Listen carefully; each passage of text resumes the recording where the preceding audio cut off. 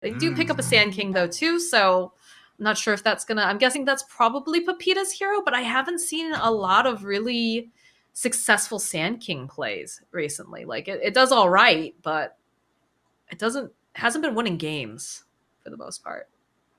Sand King is seldomly a game winner, but he's definitely obstructive, he's a threat, and you can do a lot with it if you have your synergy with the Mirana ready, for example. Sure. This team has ways to engage now. You can go in with the Sand King, you can teleport in with the Nature's Prophet, the Mirana can land an arrow, or you can follow up on either of the first two with that Mirana, and then the Undying comes walking in after and says, alright, and now if you want to counter engage, I drop the Tombstone, I pop my ult, and I want to see you try.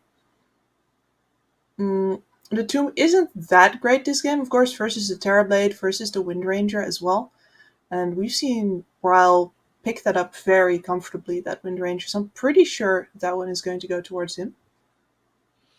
It is a little bit of a flex, too. They could opt to actually put it on Moon Meander and run it as a position 4 wind, but now that they know that it is a Nature's Prophet, most likely, it's going to be Faker in that mid lane, they can feel very confident in picking up the Wind Ranger, knowing that they're not going to have some difficulties. But it does seem like they think it might be a 4, because they ban out Bryle's heroes. There's no Storm, there's no Pango available. And they go for the Ember. Okay, so is this a safe lane Nature's Prophet then, and they're going to give Faker his Ember? Because Faker is the one that plays the Ember. I would prefer to see it on him than on Pakaz, personally. I guess so. Like, I'm just not the biggest fan of Ember as a solution to the Terrorblade. Sure, you've got Magic Burst, and you've got an ability to deal with the illusions, you're map mobile, so the map play of Terrorblade is going to be inhibited as well. It's also nice into the Wind Ranger, but if you get caught by a single axe call, if you don't have your fingers on the button, you're dead. We need some Yules definitely coming out from the side of Infamous to help keep people alive from that axe call, because you know that KZ is going to be so aggressive with this hero. He's going to be everywhere. And I mean, Crazy just in general, very aggressive team. And they've got a lot of these very early sort of heroes that are going to be able to make plays. So the question, I guess, left on my mind, is this a Bryal Wind Ranger or is this a Moon Meander Wind Ranger? Because it seems like Infamous think that it's going to be Moon. So then what do you have left here? What do you want to pick up? Do you get something very mobile to hold people in place? Like a Puck with the silence could be potentially decent. They go for the Necrophos. All right. Necrophos. So is that going to be a Bryal Necro? I feel like it's going to be a Bryal Necro.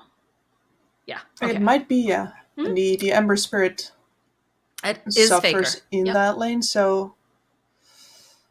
All right. I mean, so... you get to live as an Ember, I suppose, but it's not a lot of fun. And then a carry Nature's Prophet, which feels like a... Well, we've seen in the previous game that where right-clicking is concerned, Nature's Prophet doesn't hold a candle to Terrorblade. So it feels rough. You can definitely play this out if you have a tempo, and this is a tempo lineup. This is Infamous saying, fine, if we don't win this early, we don't win it at all, because clearly the late game is not working out for us. Yeah. And you gotta commend that. This is definitely an all-out mid-game lineup. They have tools to win these fights with, as well as to push the high ground with Pakaz on at Nature's Prophet. So they're giving themselves a good shot here. But they have to win their lanes, though. Yes. If they lose their lanes, there's very little hope.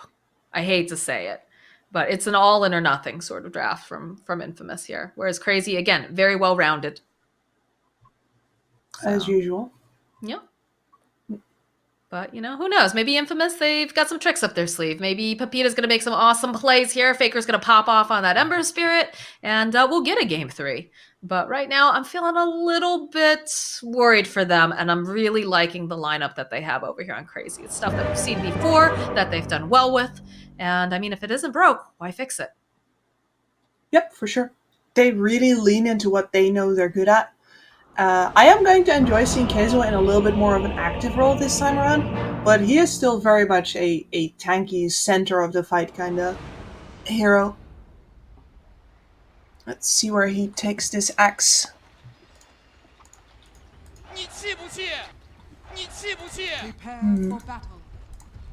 Because of Nature's Prophet, though, like, obviously I don't know this player, but if I had to guess, he is going to teleport in at any possible opportunity he can find. All the pips coming out.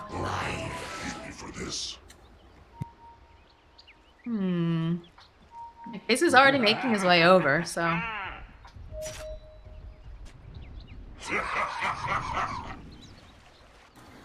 Let's see some swapping around. Nope. Just gives them a tango. Cool. Alright. Just handing vegetables to your teammates, I guess. You want him to Try to grow get up big the and greens. strong. We want to see Keizu be a big, strong axe man. 30 seconds to Mm-hmm. Not a puny axe. Nobody wants to see puny axe. Baby axe. That'd be a good persona, actually. What is it, the diaper axe? That was one of the things. Perhaps. Cell spotting him out, They- though. He's gonna try to get some of that decay on him just for starters. And he starts off with that battle hunger. Do a decent amount here to excel. Ryle getting a couple of these clicks in. the battle begins. Nope. Well, they went in there for the rune, but unfortunately HFN still manages to snap it up. Get a pause for a moment. It looks like he needs to reconnect.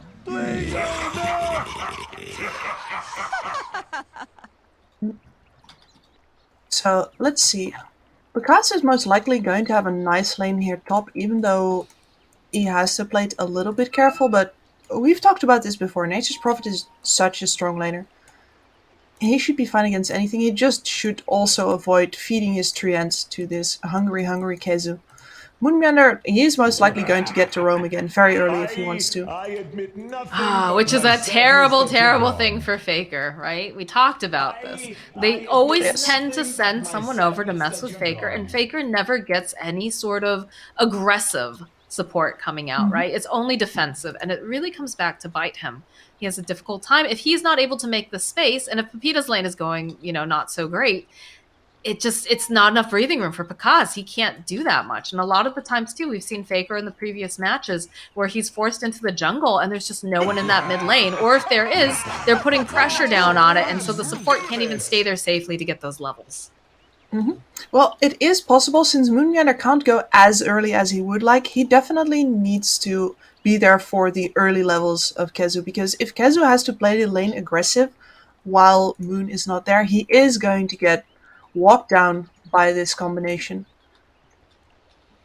He does not like having his strength stone all that much. So maybe Faker is going to get his level 6 up before Moonmeander can start properly roaming, and then he has a lot better of a shot. I don't know here, but it's gonna be a bit difficult. Looks like we're still waiting for a couple of the infamous guys to reconnect here. Casey's back in. Everyone else wanting to make sure they have the best connection possible, right? Because this is the lower bracket. So Possibly the last game before the finals. possibly. But I mean, you have to give Infamous credit. They were looking, like 2 months ago, not very good at all, where people were kind of laughing at them and saying, why do they deserve an invite? But they've really stepped it up recently. And I think a lot of it, again, does come down to some of these drafting choices that they make. But this one seems, a little bit more standard, a little bit more comfortable. I would have liked to see Pepita on something a bit better than the Sand King. But again, crazy, you have Aoi 2000 drafting. He's going to make sure that you do not get the heroes that you're most comfortable with and that you can do the most damage with. So, At the very least, the fact that they went in for this mid-game draft it shows the right mindset. They're done waiting for the end to come. They're going to take it to crazy no matter what. So at the very least, they're going to go down fighting. They have a lot of plays to make with this lineup, which is an important distinction from the previous lineups where you're like, if you get behind, what do you do to get back into it? you got options this time around. You do have some split pushing options too. Again, not super crazy about the Undying because he's not able to push out waves, and I feel like that's something you kind of need to have against Crazy when they play this aggressive, but You have knows? Sand King, you have Nature's Prophet. It's just that those are two of your cores, which is a bit of a shame. this spam begins on KZU. It's not too much they can do about it right now since he did go for that point with the battle hunger. And he'll be annoying enough over onto Excel in the meanwhile. Dragging the creep wave all the way back. Even doesn't quite get the result he hopes for, but yeah, he wants those 2 creeps to kill off his range creep. He gets it now. I wouldn't be surprised to see him also go for some pulls as it gets further in here. Just to make it easier on himself, not have to deal with all the damage that can get flinked out against him and also all the decay. That's the moment where Moon is going to start roaming. But as I said before, it's very possible that Faker will actually have his 6 before then. He should not get bullied out of this lane too hard. He's got the Flame Guard to protect himself at least against the Death Pulses. And yeah, he's going to have to bite the bullet and ferry some more regen in than he'd really want. You can see that he's already quite well stocked. Started with the shared tangos and bought his own because he knows that the harass is going to be real.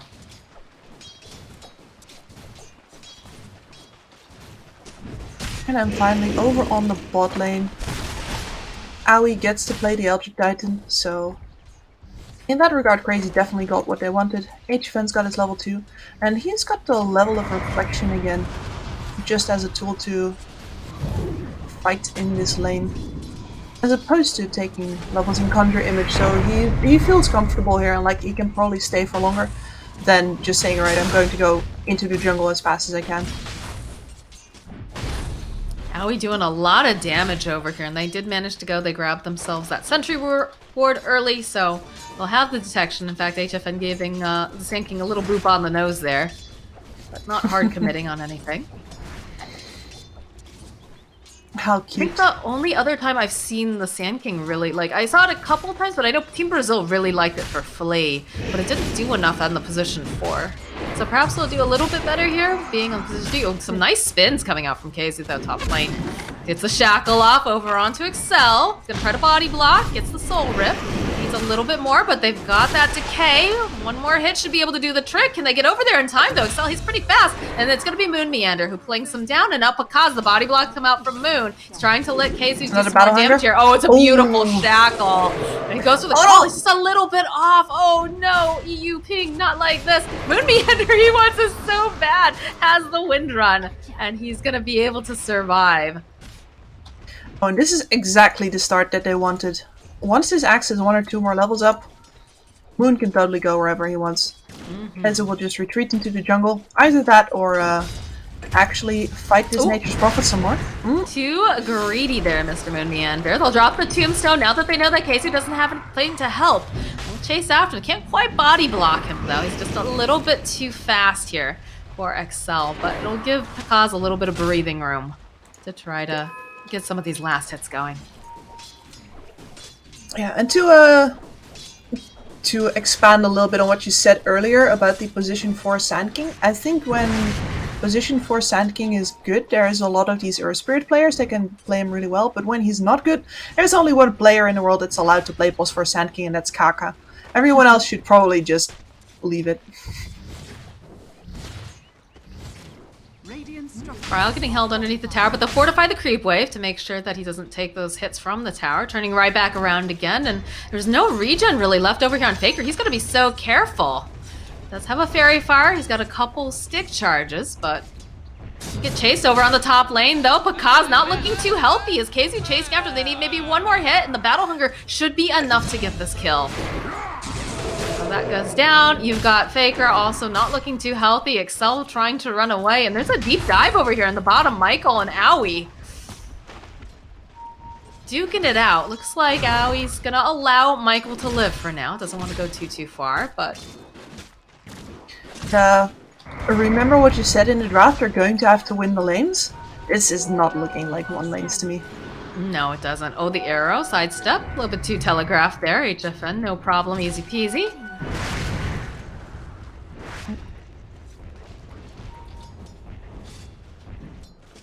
Let's see if we see any rotations from Pakaz at all onto this catapult wave that's coming in right now. Most likely no. If you have a good Nature's Prophet game, this is where you can, even as safe lane Nature's, make a early rotation, maybe grab a kill, definitely put some early tower pressure on, but I don't think he'd feel ready for that. And there is no level 6 on the Ember Spirit, but Moon is mid. Moon Excel is mid, found but him, so is though. Excel, and he managed to go take down his courier too. So looks like Faker is gonna be fine here. It's a little bit more time to farm up, get his levels online. Figures that got there's 6 some now. sort of vision that got placed during all that, but really it was just Moon trying to get the kill. He does have a ward on him though too. Owie also making his way to this mid lane.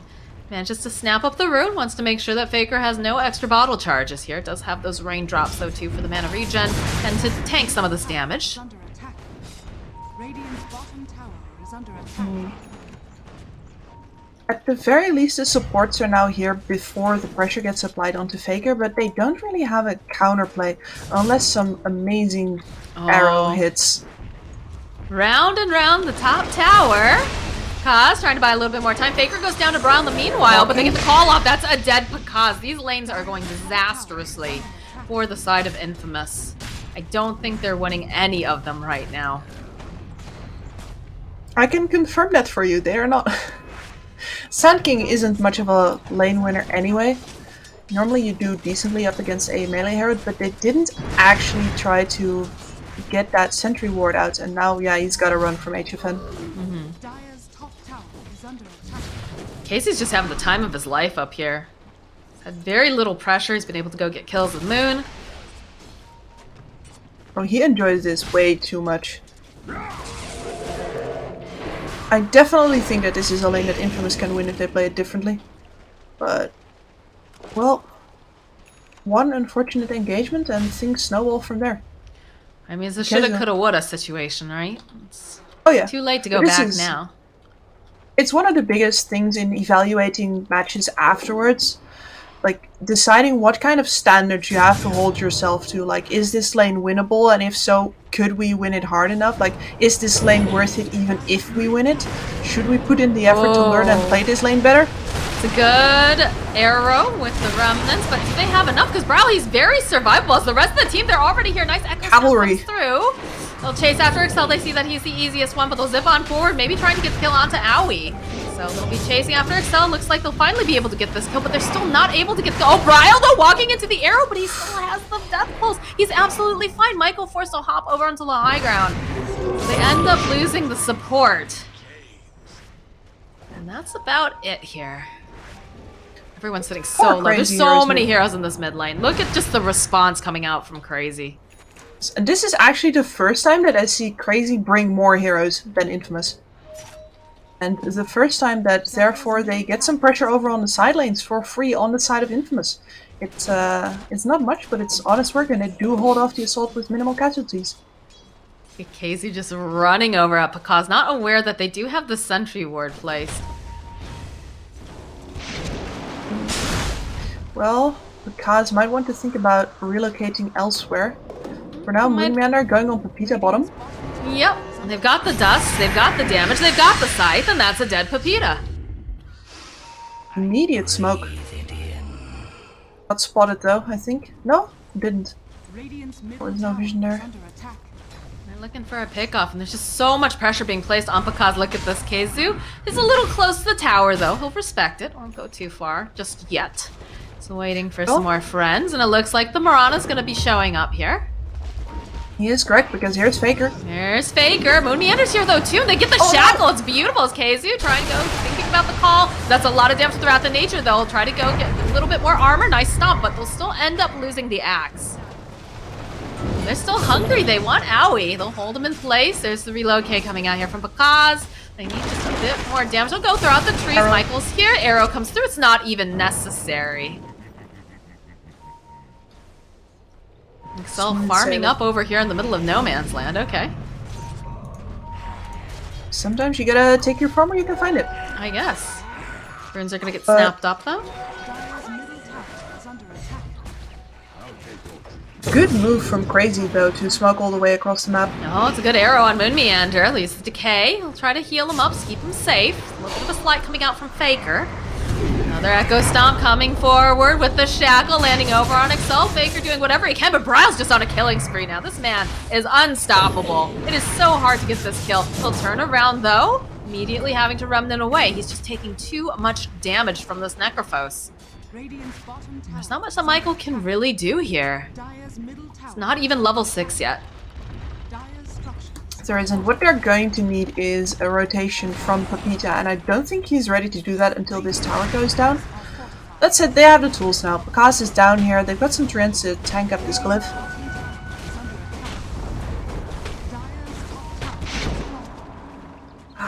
Crazy gets the trade for the mid tower though. That's rough.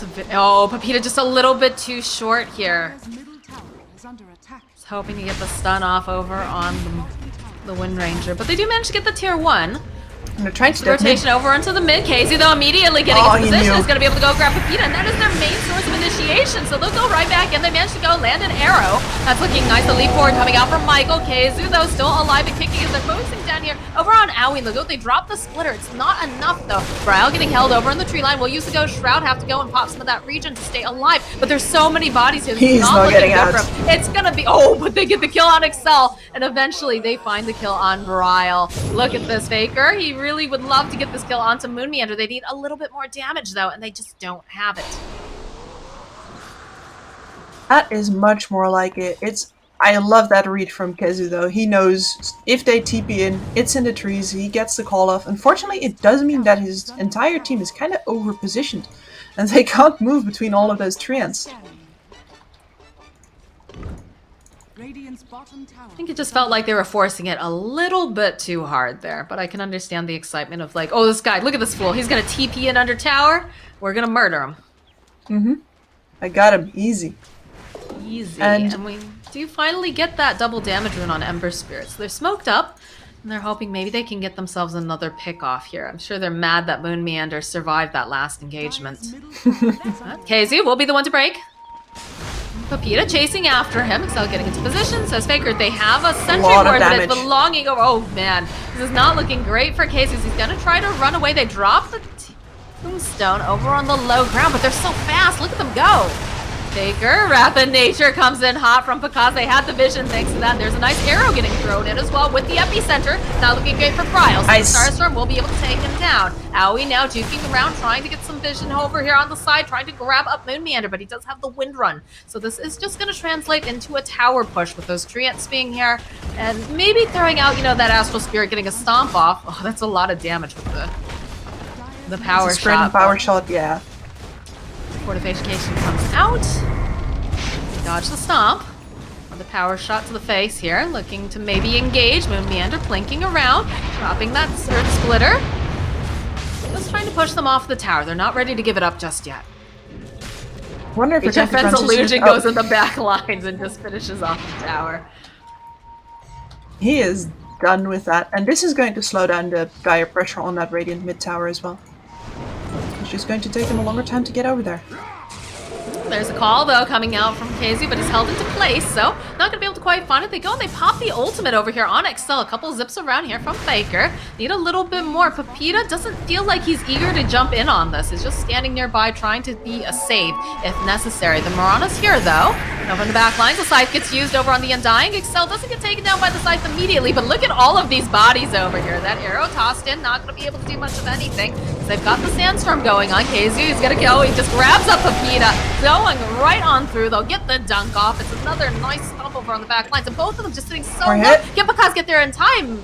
Michael looking over here. No, Moon Meander manages to go get the shackle off. He's actually going to survive this. The madman. The zip through again from Faker, but he's only prolonging the inevitable.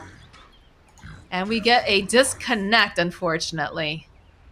Couple disconnects coming out from Infamous. Man, Moon Meander should be dead. He should be so dead. And he just keeps slipping Very. away through their fingers. And I feel like they're overextending for it too. They see all of these low heroes, but they're not focus firing enough to actually take them down. But this is more Infamous. They're still behind, they're still not as efficient as they need to be in order to take Crazy down a notch, but they're fighting now, and this is what we've been waiting for. I'm struggling with Infamous just because I feel like these fights are so not focused. They They're are. chasing after too many heroes and not dedicating themselves to just one. Because how many times now have we seen... And granted, Bryle's a Necrophos. This is what he's supposed to do. Yes. He's supposed to get out with like very little health and just constantly use, it's not even cheese, but use the Ghost Shroud, pop the wand charges, use a Death Pulse, like use all of these things, come back up full health. But like you look at some of these supports, they should be dead. There's no reason that Moon Meander should be able to walk away like this. Yes, he has Wind Run, but if they had just focused down a little bit more, they could get so much more out of these fights. I do agree. Let's see if they're going to get their ducks in a row. Well, I gotta do something with them ducks.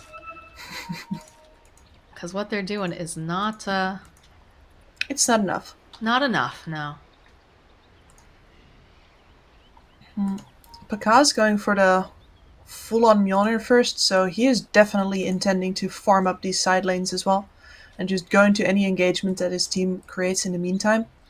There's actually probably going to be a decent timing Blink Dagger over on the Sand King, at least for how hard of a lane he's had. So the fighting options are there for Infamous. They're not falling behind too far yet. What I think is really impressive is that most of these fights are just happening without HFN being a part of them most of the time, because he's been allowed to farm. And yes, he did join in on the last fight, but he's just positioned himself so well around his team that he can just join in if he wants. So if he sees something going well, similar to a Spectre deciding to use Haunt, but he just happens to be in the neighborhood, he can jump in on it, and just so much gets done. Yep. I think a lot of why the fights look so much easier for Crazy is just in the fact that they have dedicated frontline. Necrophos loves to stand in the middle. Aoi on that Elder Titan can tank up a lot of damage. And it makes it much easier to do your shot calling because you don't have to panic and run in and out. Infamous have to blow up people and then kite back out again because none of their heroes can actually stand in the middle of these fights. And I think Completely forgetting about Kezu, by the way. It's because he was dead. But yeah, Kezu, also big frontliner. Kezu has been on point with most of his calls here. He did kind of debate his team a little bit too far at one point in mid, but, that's kind of the way that you want your offlaner to play in some instances. Obviously they'll make some bad decisions occasionally, but you want them to see that opportunity and jump. You don't want them to be shy. You don't want them to be like, well, maybe not. You want to jump in at that moment. It's the same thing with a very aggressive mid player. If you've got like someone like Bryle playing Storm or Queen of Pain and he says it's go, you follow him in. It's all or nothing. Exactly. There's the blink for Kezu, so things are about to get a lot scarier for Infamous.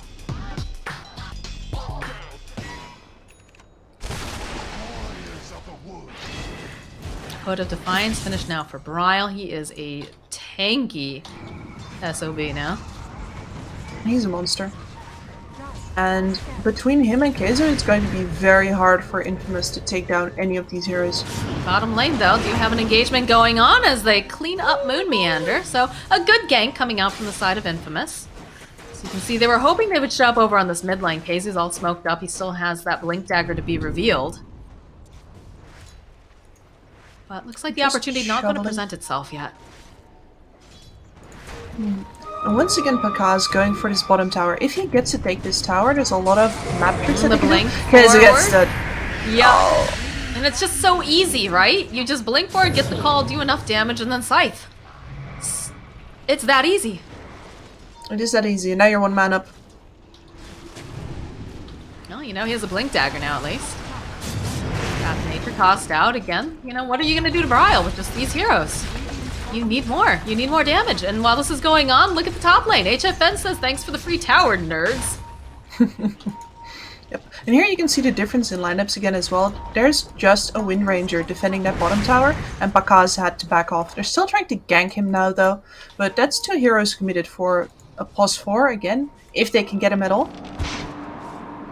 Yeah, it definitely doesn't feel good to know that you've got 2 heroes dedicated for one of the supports down here. And they can't even do anything. No. So HFN gets a free tower top. Pakaz has to back off just because of the power of having his support hold the lane. Breathe it in. Crazy successfully taking over the jungle of Infamous now. And we do have the neutral items coming out, so... Oh, Moon Meander, though. Look at the TPs coming out immediately. Gets a shackle, but the follow-up with the arrow. In comes KZ. No, he goes in for the call. He's going to be able to save Moon. As Plakaz also TPing on in. Oh, look at the power shot. It does so much damage. Moon Meander held into place. Is behind the tower, though. Are they going to try to go for it? Yes, it looks like they are, but HFN wants to punish them for this. Do they have the detection? Earth Splitter gets thrown out, and they just don't seem to be able to find where he's at. Faker still on the hunt, on the prowl. They try to make a blind call play, and they don't manage to do it.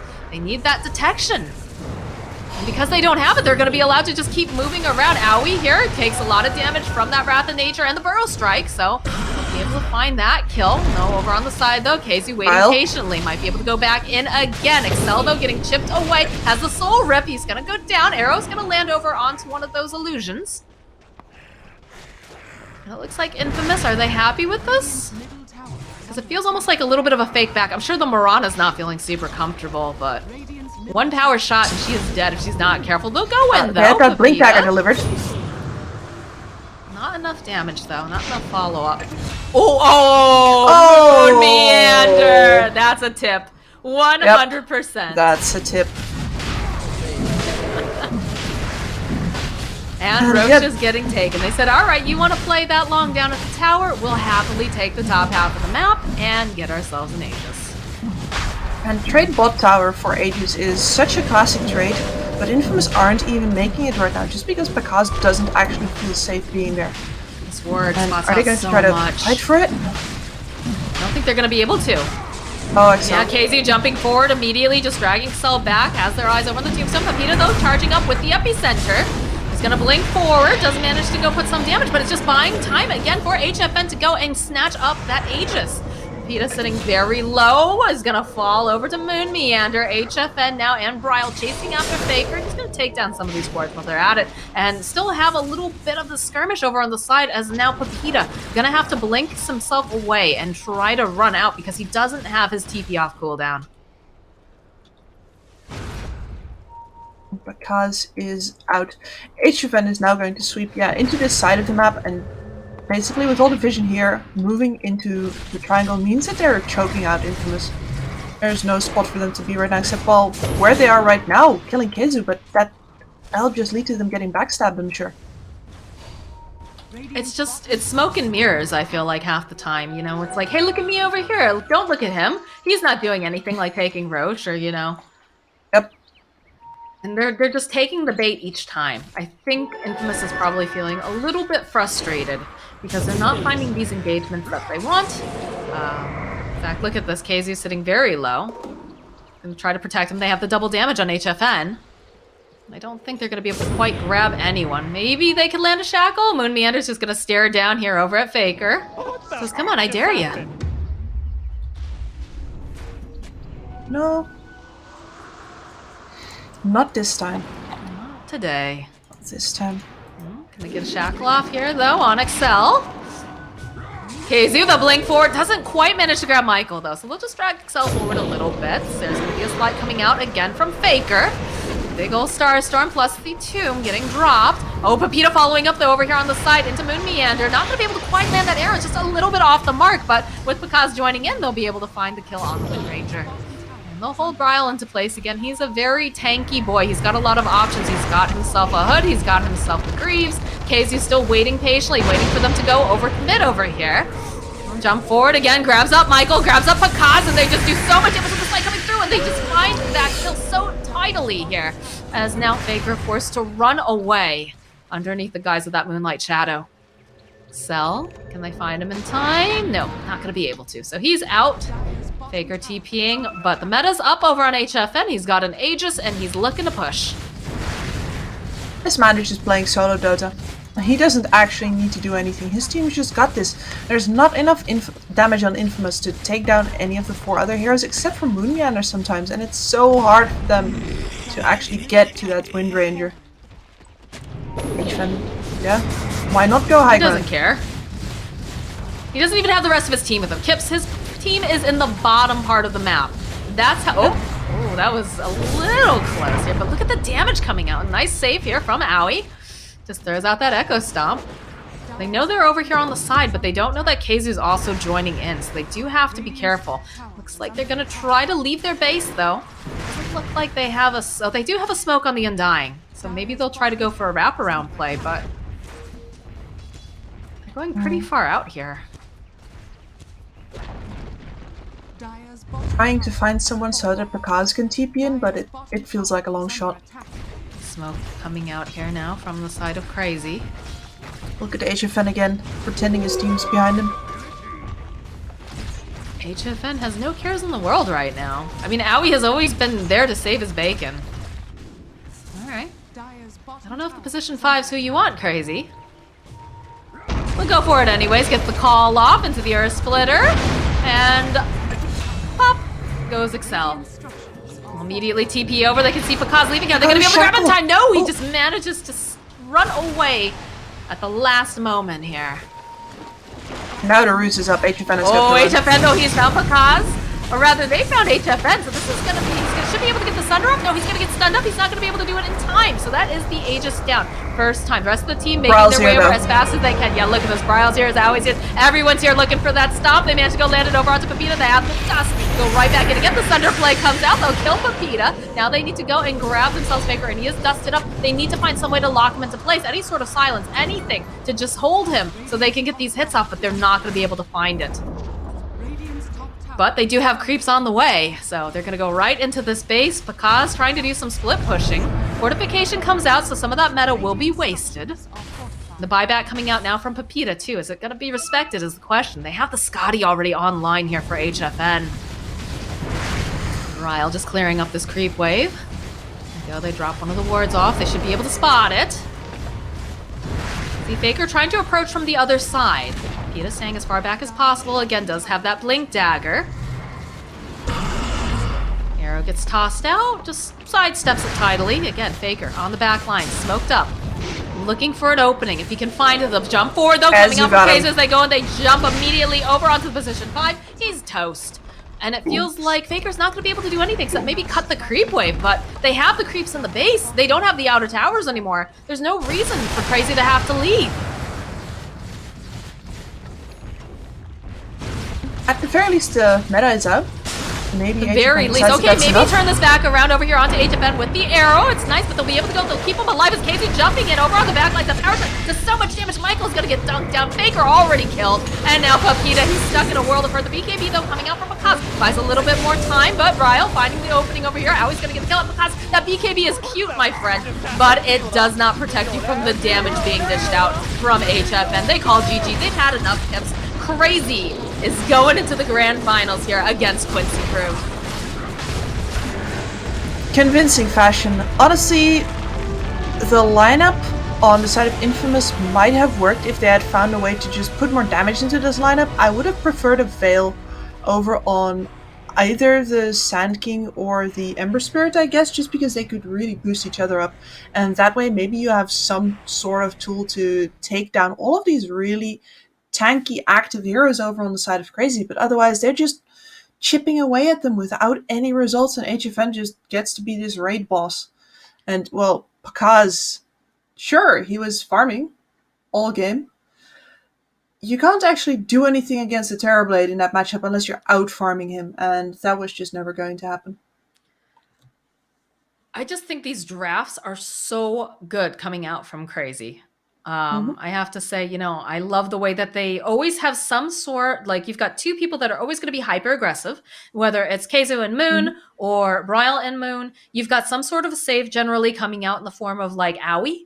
And you just have the 4 players moving together so well while HFN farms. And the way that HFN positions himself, not always, because there have been times where HFN gets caught out because he's just a little too greedy, a little too far forward, but generally he's farming in the general vicinity and they're making plays around him. So that way, if he needs to join a fight, he can. Or if he's a little bit behind, they can make sure to protect him. You can even see that when he gets a little overconfident, like over in that mid lane, when he starts hitting the tower all by himself, you see Owie just sitting just a little bit further back, just babysitting, ready with that Echo Stomp if needed. So I'm so excited to be able to see Crazy playing up against Quincy Crew because they share a lot of those similar characteristics in the way that they play, especially, again, I keep going back to Bryle being hyper aggressive in that mid lane.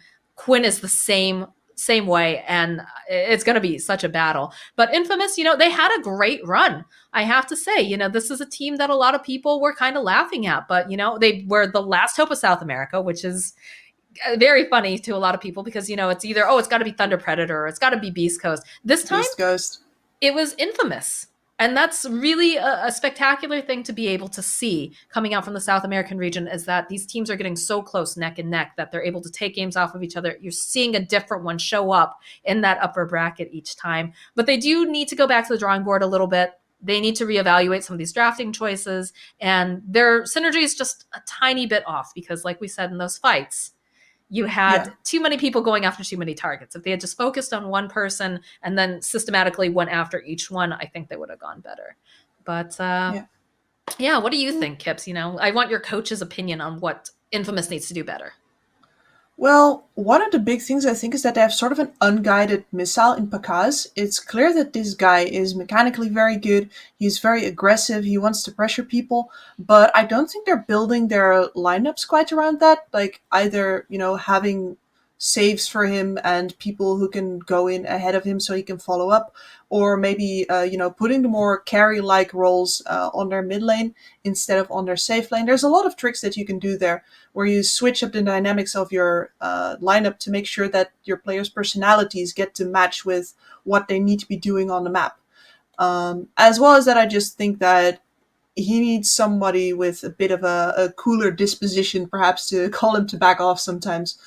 But the guy's currently got a lot of potential, so if you got him on your lineup, you should totally play towards that more. So that's one of the things that I think that Infamous can really do once they go back to scrims. I would also like to see them maybe do some more empowering choices. Not necessarily, the empower, but, getting some of those things like the Solar Crest. We've seen in the past, too, where Faker is playing the Invoker, gives them the Alacrity. Things to kind of buff up your cores are really beneficial right now. And I think we're going to see that in our next series coming up, which is, of course, the grand finals here for BTS Pro League, Pro Series, rather. And we're going to take a short break, though. Congratulations going over to Crazy. They're advancing. And we say goodbye to Infamous. I'm sure we'll see a lot more of them in the future, but we're going to take a short break. And when we come back, we've got the grand finals with Quincy Crew.